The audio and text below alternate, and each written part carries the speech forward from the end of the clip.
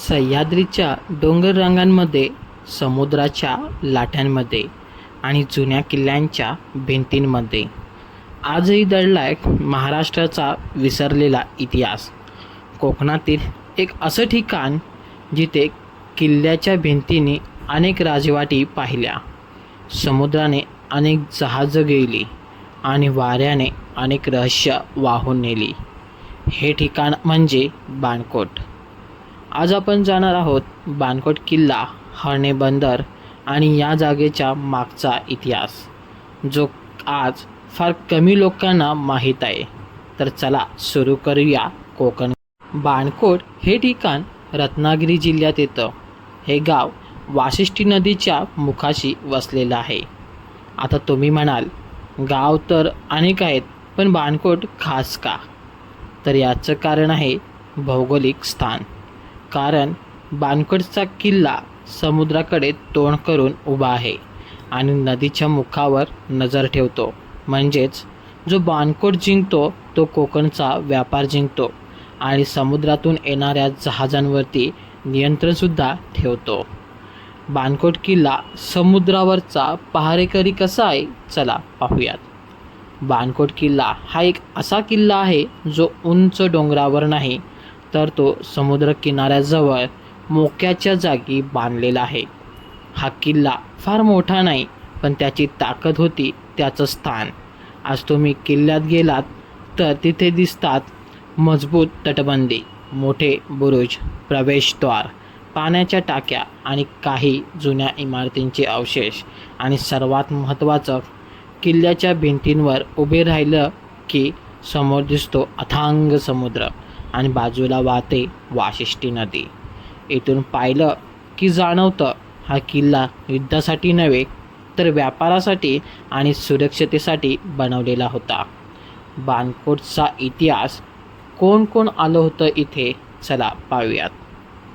बाणकोटचा इतिहास म्हणजे फक्त मराठ्यांचाच नाही. इथे अनेक सत्ता आल्या आणि गेल्या. सुरुवातीला हा भाग होता स्थानिक कोकणी राजांचा. पुढे हा किल्ला गेला बहामनी आणि आदिलशाहीच्या ताब्यात.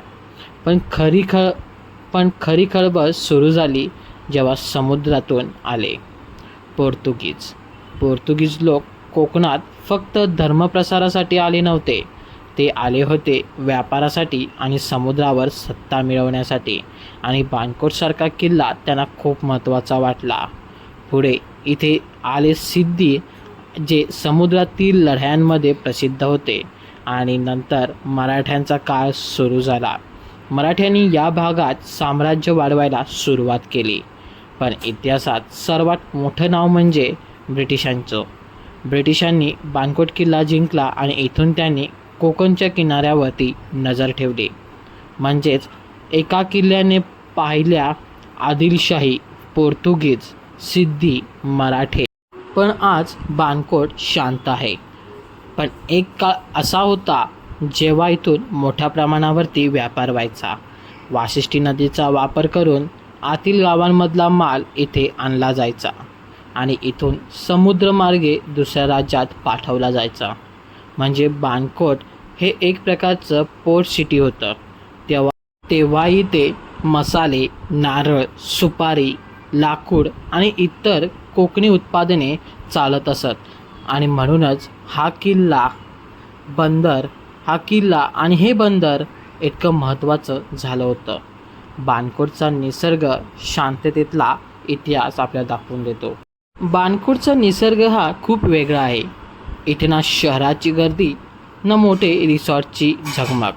इथे आहे फक्त समुद्राचा आवाज, नारळी झाडांची सावली आणि जुन्या भिंतींची शांतता. बाणकोट किल्ल्याच्या वरून सूर्यास्त पाहिला की असं वाटतं जणू समुद्र स्वतः इतिहास सांगतोय आणि वारा किल्ल्यांच्या भिंतींमध्ये अडकलेल्या कथा आपल्या कानात कुजबुजतोय.